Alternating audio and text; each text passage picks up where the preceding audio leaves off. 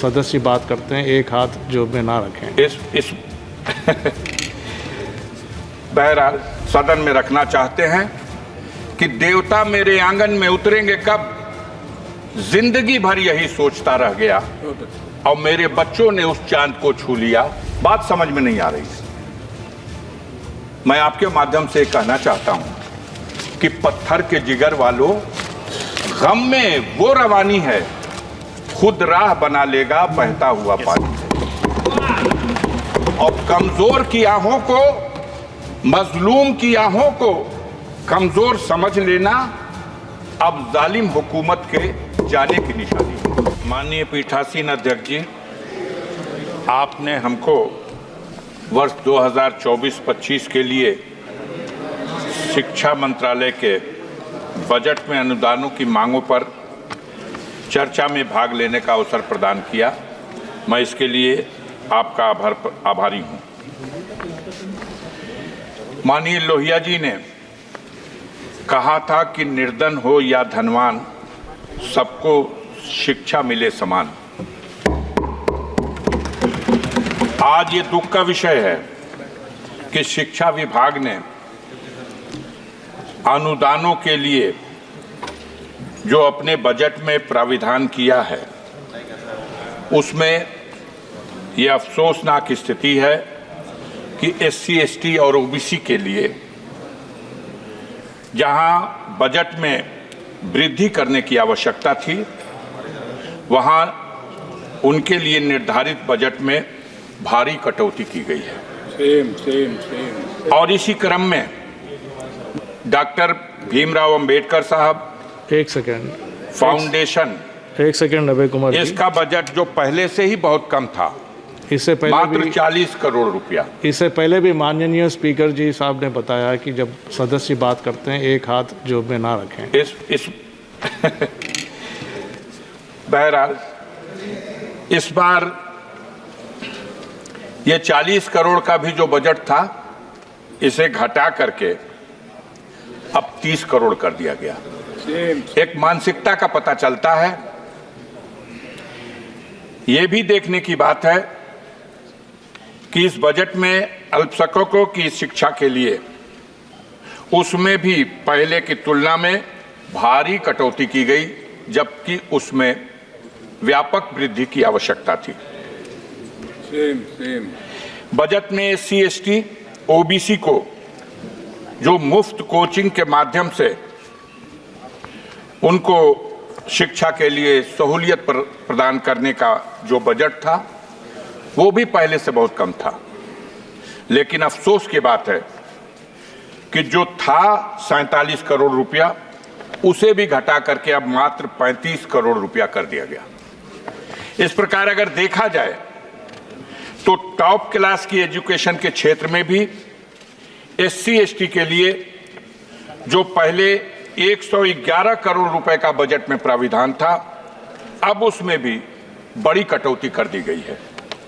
मानवर, आपके माध्यम से हम दो पंक्ति की कविता के साथ अपना भाव, अपना विचार सदन में रखना चाहते हैं कि देवता मेरे आंगन में उतरेंगे कब, जिंदगी भर यही सोचता रह गया और मेरे बच्चों ने उस चांद को छू लिया, जिंदगी भर जिसे पूछता रह गया।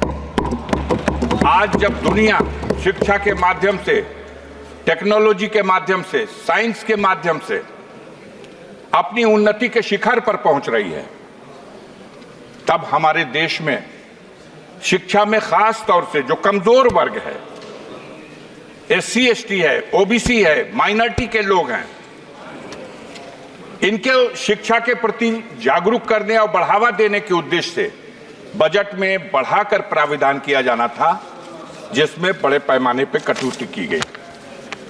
ये इस सरकार की दूषित मानसिकता का एक प्रमाण है। वैसे भी हमारे देश में विडंबना का विषय यह है कि दोहरी शिक्षा नीति लागू है। एक तरफ वो शिक्षा जो सरकारी स्कूलों के माध्यम से गांव में रहने वाले गरीबों के लिए उपलब्ध है, जहां आज भी हाथ में कटोरा और पीठ पर बोरा गरीब किसान का बच्चा स्कूलों में जाता है तो क से कबूतर, ख से खरहा और ग से गधा पढ़ाया जाता है। और दूसरी तरफ modern school, private school, Montessori school, इन स्कूलों में जो अंग्रेजी माध्यम से और आधुनिक ढंग से जो शिक्षा दी जाती है, दोनों रास्तों से जो शिक्षा प्राप्त करके बच्चे हमारे ऊपर जाते हैं, तो जब किसी पद के कंपटीशन में दोनों को हिस्सा लेना होता है, तो जो क से कबूतर, ख से खरा, ग से गधा पढ़ के गया है और जो क से कंप्यूटर पढ़ के गया है, वहां जब मुकाबला होता है तो जरूर जो आधुनिक शिक्षा से लैस उस विद्यालयों से पढ़ के आने वाले छात्र हैं वो कामयाब होते हैं। और सरकार की तरफ से जो अपने देश की जनता के लिए, गरीबों के लिए, मजदूरों के लिए, गांव में रहने वाले लोगों के लिए जो शिक्षा का प्रबंध है, उस शिक्षा को ग्रहण करके जो लोग ऊपर पहुंचते हैं तो उनकी बुनियाद कमजोर हो जाती है। देखने की बात है कि ऐसी स्थिति में सबसे जरूरी था कि हम दोहरी शिक्षा नीति को कैसे समाप्त करें, कैसे संतुलन बनाएं।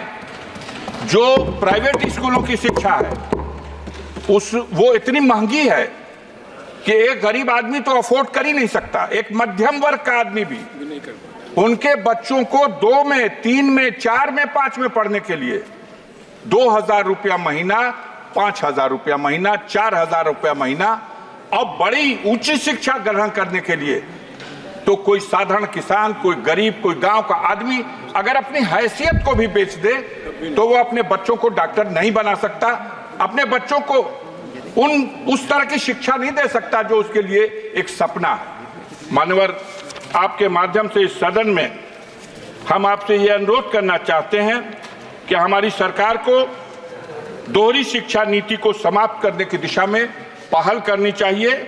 और सरकार का ये बजट जिसमें अनुदानों के लिए जो प्राविधान किया गया, इसमें जो SC, ST और OBC और माइनॉरिटी के लोगों को जो सहूलतें पहले से फराहम की जाती रही हैं, उनको शिक्षा के क्षेत्र में बढ़ावा देने के लिए उसमें कटौती किए जाने से यह साबित होता है कि आप दोहरी शिक्षा नीति को बढ़ावा देने का प्रयास कर रहे हैं। मैं इस अवसर पर श्रीमान जी आपके माध्यम से एक बात और कविता के रूप में आपके अपने भाव को इस रूप में रखना चाहता हूं।